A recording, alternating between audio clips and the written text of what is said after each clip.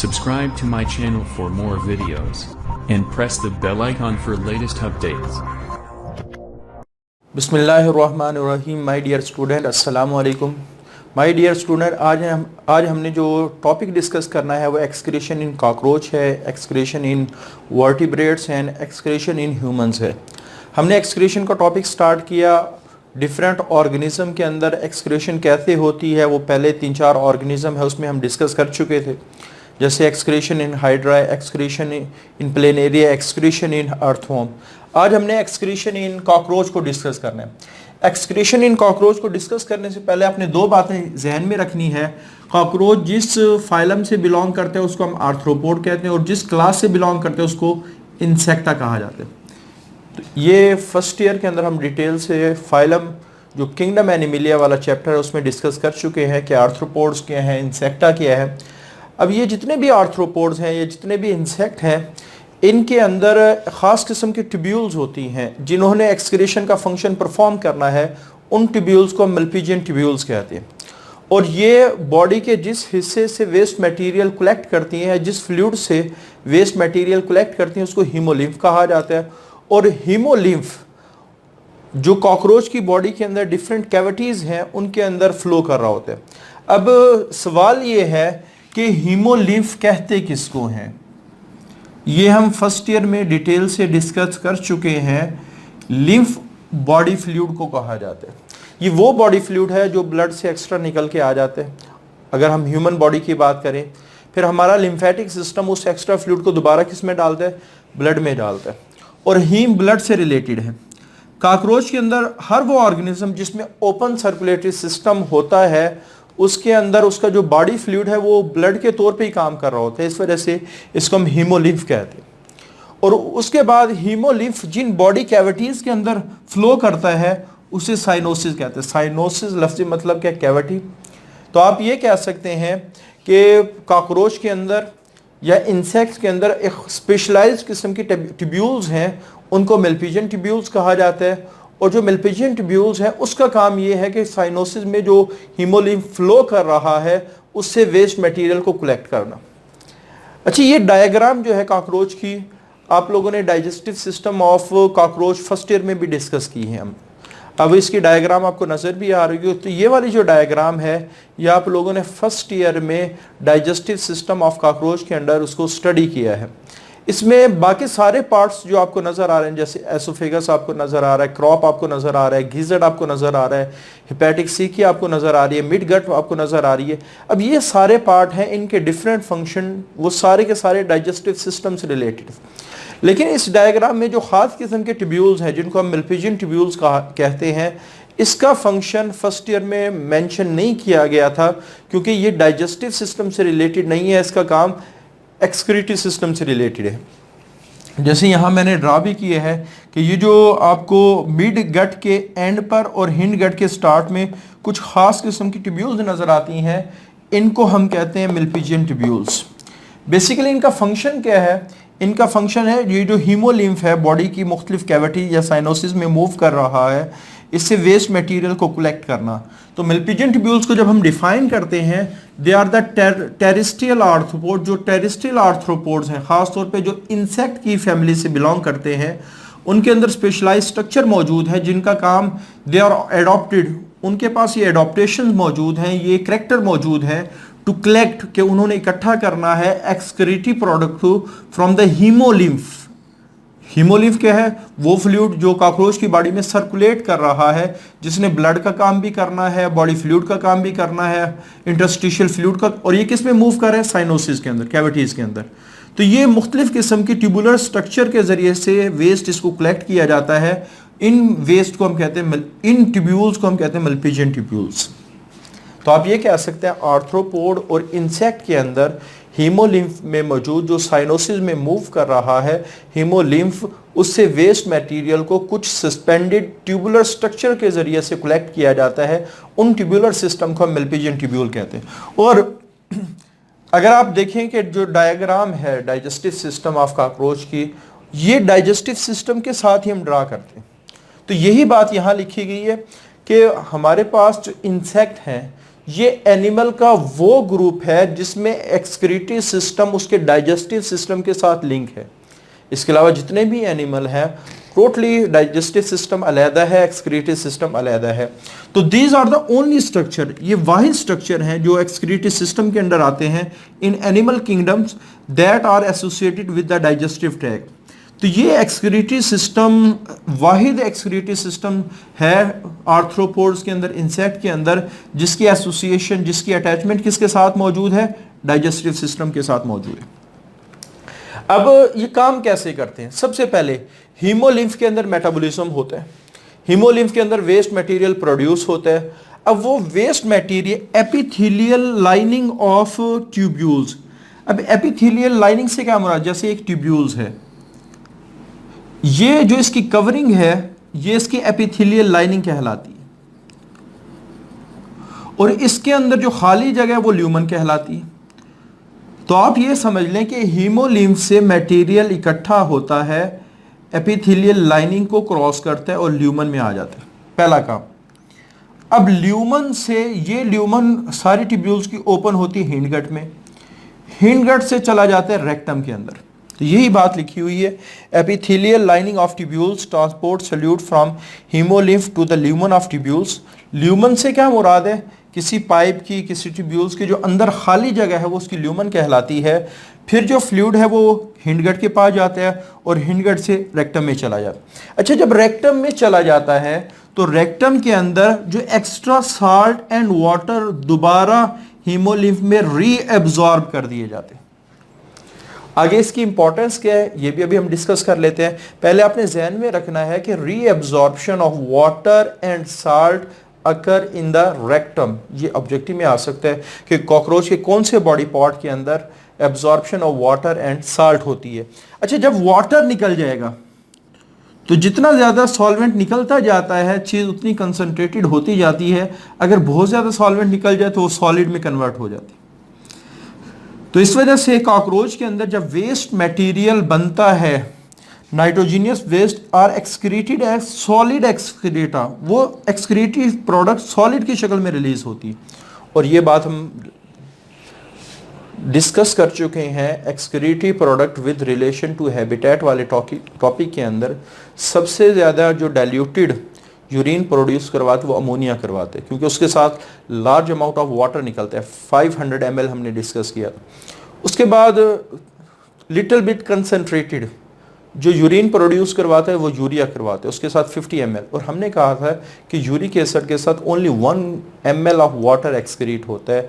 इस वजह से वो ऑर्गेनिज्म जिनके अंदर uric acid as a excretory product बनता है उनमें यूरिन नहीं बनता, उनमें सॉलिड एक्सक्रीटरी प्रोडक्ट बाहर आती है। जैसे बर्ड्स हैं, आपने देखा होगा वो यूरिन एक्सक्रीट नहीं करते बल्कि उनकी जो वेस्ट प्रोडक्ट है वो सॉलिड की शक्ल में होती है, अक्सर जो हमारे कपड़े भी ख़राब कर देती हैं। In the form of uric acid crystals. और ये किसके साथ, चूंकि इसका ताल्लुक डाइजेस्टिव सिस्टम के साथ है तो ये हिंडगट में आएगी और रेक्टम में, तो यहाँ फीसिस वगैरह पड़े होते हैं, जब फीसिस निकलते हैं तो साथ ये वेस्ट प्रोडक्ट भी बाहर निकल जाती है।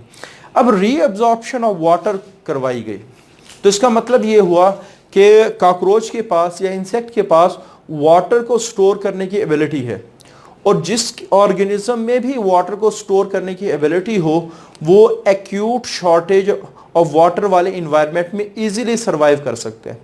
तो इस वजह से जब हम कॉकरोच की बात करते हैं तो कॉकरोच की बॉडी ऐसी बनाई गई है क्योंकि इसमें रीअब्जॉर्प्शन बहुत ज़्यादा होती है और जब एक्सक्रीशन होती है तो पानी बहुत कम निकलता है।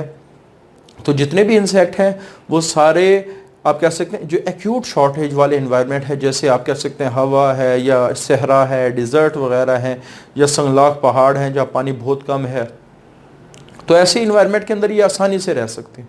इस वजह से देखा जाए कि पानी कम हो ज़्यादा हो, इंसेक्ट हर जगह ही हमें अवेलेबल मिल जाते हैं। तो दिस काइंड ऑफ एडॉप्टेशंस के पानी को रीअब्जॉर्ब करना इस सक्सेस, ये इनकी बहुत बड़ी कामयाबी है in acute shortage of water, जहाँ पानी कम है वहाँ ये इजीली सर्वाइव कर जाते हैं। उसके बाद ये बात हम पहले भी डिस्कस कर चुके हैं, इंसेक्ट और the only group of animals, ये एनिमल्स का वाहिद ग्रुप है जिसकी एक्सक्रीटरी सिस्टम उसके न्यूट्रिटिव सिस्टम या डाइजेस्टिव सिस्टम के साथ अटैच है। इसके अलावा कोई भी ऐसा एनिमल नहीं है जिसमें ये काम हो रहा हो। बाकी सारे एनिमल में there is no structural and functional relationship between excretory system and nutritive system. वो टोटली डाइजेस्टिव सिस्टम अलहदा होता है, एक्सक्रीटरी सिस्टम टोटली क्या होता है, अलहदा होते हैं। तो insect are only group of animals which eliminate nitrogenous waste along the faeces, जिन्होंने फीसिस के साथ बाहर निकलना है। इन ऑल अदर ग्रुप्स, बाकी जितने भी ग्रुप्स हैं, there is no structural and functional relationship between nutritive and excretory system. ठीक है, तो ये ऑब्जेक्टिव के लिहाज से पूछा जा सकता है कि वो ग्रुप बताएं एनिमल का जो फीसिस के साथ अपनी एक्सक्रीटरी प्रोडक्ट को बाहर निकालता है। तो वो इंसेक्ट है या किंगडम, फाइलम की बात करें तो फाइलम आर्थ्रोपोड्स है। उसके बाद excretion in vertebrates. With the passage of time हम जो टॉपिक डिस्कस करें, हाइड्रा में एक्सक्रीटरी सिस्टम है ही नहीं। उसके बाद हमने डिस्कस किया, आप कह सकते हैं प्लेनेरिया एक्सक्रीटरी सिस्टम थोड़ा सा एडवांस हो गया। उसके बाद अर्थवॉर्म को हमने डिस्कस किया, तो अर्थवॉर्म के अंदर एक्सक्रीटरी सिस्टम उससे एडवांस हो गया। कॉकरोच में देखें उससे एडवांस है। उसके बाद जो हम हायर एनिमल्स की तरफ जाएंगे तो एक्सक्रीटरी सिस्टम एडवांस से एडवांस होता चला जाएगा। ठीक है, उसके बाद जैसे फॉर एग्जांपल इनवर्टिब्रेट कॉर्डेट्स। अब सबसे पहले देखना ये कॉर्डेट के, हर वो एनिमल जिसके पास नोटोकॉर्ड मौजूद हो। अब नोटोकॉर्ड क्या है, ये फर्स्ट ईयर में अगर आपने नोटोकॉर्ड के बारे में डिटेल से पढ़ना है तो फर्स्ट ईयर में जो कॉर्डेट का टॉपिक है किंगडम एनिमिलिया वाले चैप्टर में वहाँ इसकी डेफिनेशन लिखी हुई है। उसके बाद इनवर्टिब्रेट, सारे कॉर्डेट वर्टिब्रेट नहीं होते, कुछ ऐसे कॉर्डेट होते हैं जिसके अंदर नोटोकॉर्ड सारी जिंदगी नोटोकॉर्ड की शक्ल में ही रहता है। लेकिन वर्टिब्रेट हमेशा उन एनिमल को कहा जाता है जिसमें नोटोकॉर्ड किस में कन्वर्ट हो जाते हैं, वर्टिब्रल कॉलम में कन्वर्ट हो जाते हैं। तो इनवर्टिब्रेट कॉर्डेट, तो वर्टिब्रेट से ये लोअर एनिमल्स हैं। तो इनके अंदर ज़्यादातर जो एक्सक्रीटरी सिस्टम है वो सेगमेंटली अरेंज है कि बॉडी के डिफरेंट सेगमेंट से वो मटेरियल को इकट्ठा किया जाता है और फिर उसको एक प्रॉपर स्ट्रक्चर के अंदर लाया जाता है। इसको हम कहते हैं सेगमेंटली अरेंज। जैसे हमने अर्थवॉर्म के अंदर डिस्कस किया था कि हर सेगमेंट का जो एक्सक्रीटरी सिस्टम है वो अलहदा है। अच्छा, जो सेगमेंटली अरेंज एक्सक्रीटरी सिस्टम है ये इतना ज़्यादा एफिशिएंट नहीं होता। उसकी वजह ये है, बिल्कुल आप ऐसे समझे जैसे 10 लोगों को हमने चेयर बनाने का काम दिया है और 10 लोग अपनी अपनी दुकान के अंदर चेयर बना रहे हैं, और फिर हमने एक और ग्रुप को 10 चेयर बनाने का काम, लेकिन वो 10 लोगों का ग्रुप ऐसा है जो एक ही जगह यकजा होकर काम करते हैं।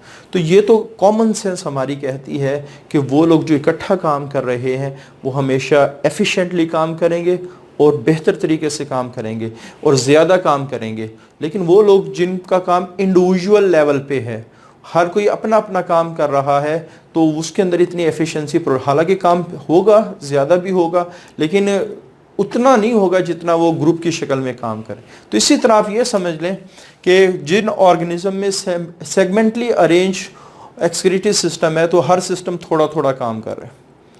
ठीक है, उसके बाद लेकिन जिस वक्त, और यही सेगमेंटली अरेंज सिस्टम आप कह सकते हैं वर्टिब्रेट में सिर्फ वाहिद ऑर्गेनिज्म है जिनको हैग फिशेस कहा जाता है।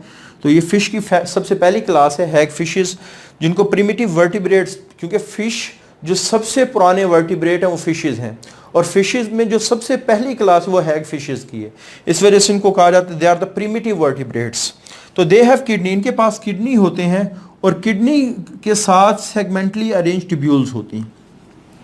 लेकिन जिस वक्त एवोल्यूशन हुई तो एवोल्यूशन में इस काम के बरक्स काम होना शुरू हो गया कि इसमें क्या किडनी है और हर डिफरेंट पार्ट के हिस्से से कलेक्शन हो रही है, यानी सेगमेंटली अरेंज ट्यूब्यूल्स मौजूद हैं हैग फिशेस के अंदर।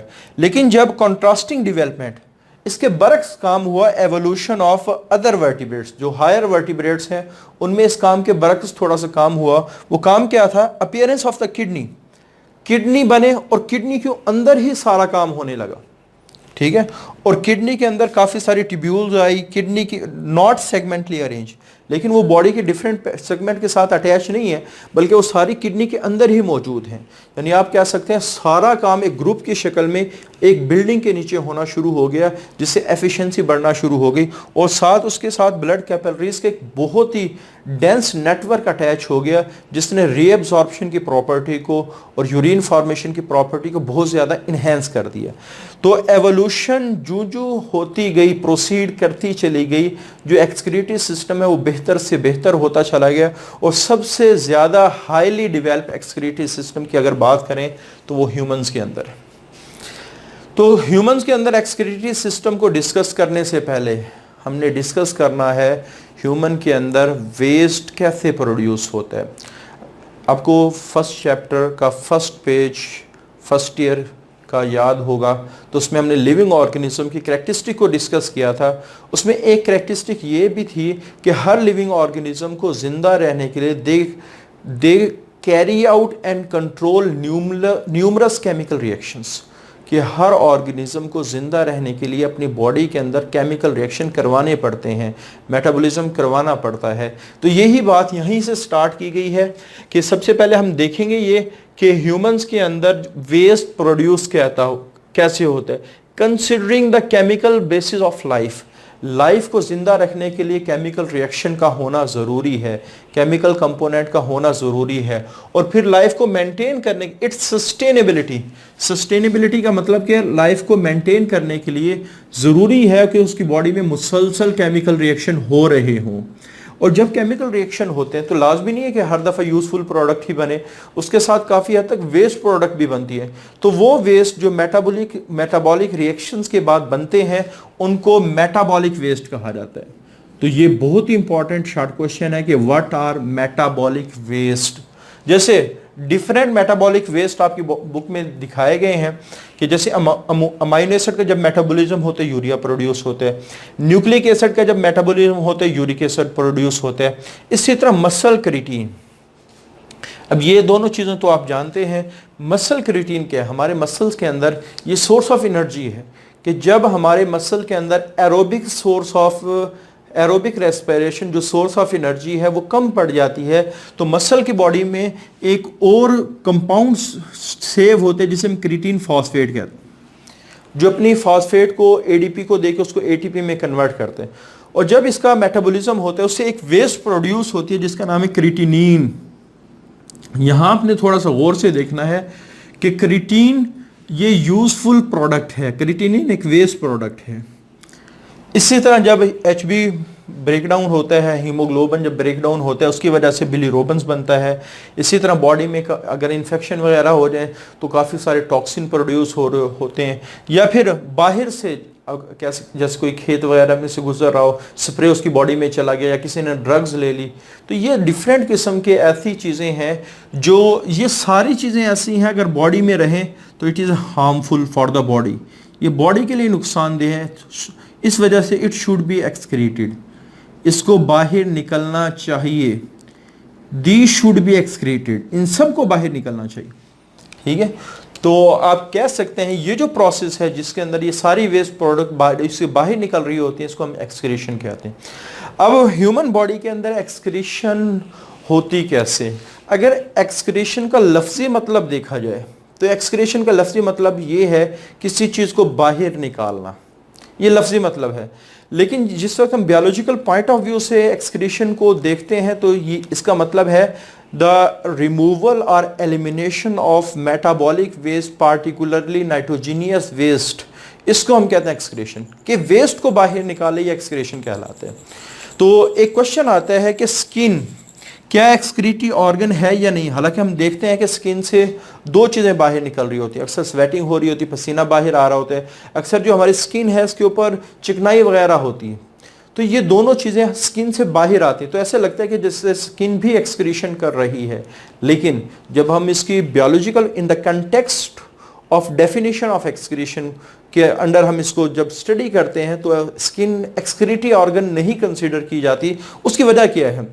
क्योंकि हमारे पास जो बाहर स्किन के ऊपर पसीना आता है, स्वेटिंग होती है, वो एक मकसद के लिए हो रही है। जैसे अगर हम कोई मकसद के लिए किसी चीज़ को बाहर फेंक दें, जैसे बाज़ दफ़ा हम दाने वगैरह फेंक देते हैं चूहों को पकड़ने के लिए। अब ये तो नहीं है कि जो गंदम वगैरह के दाने हैं या आटा वगैरह के अंदर हम चूहे मार गोली मिला के, ठीक है, किसी कोने में डाल देते हैं। अब ये तो नहीं है कि हमारे पास आटा वेस्ट है इस वजह से हमने फेंक दिया, बल्कि हमारा मकसद ये होता है कि उस आटे के ज़रिए से हम चूहे पकड़ना चाहते हैं, उस आटे के ज़रिए से हम चूहे पकड़ना चाहते हैं। तो इस वजह से अगर कोई चीज़ बॉडी से बाहर आ भी रही है लेकिन एक मकसद लेके आ रही तो वेस्ट नहीं है।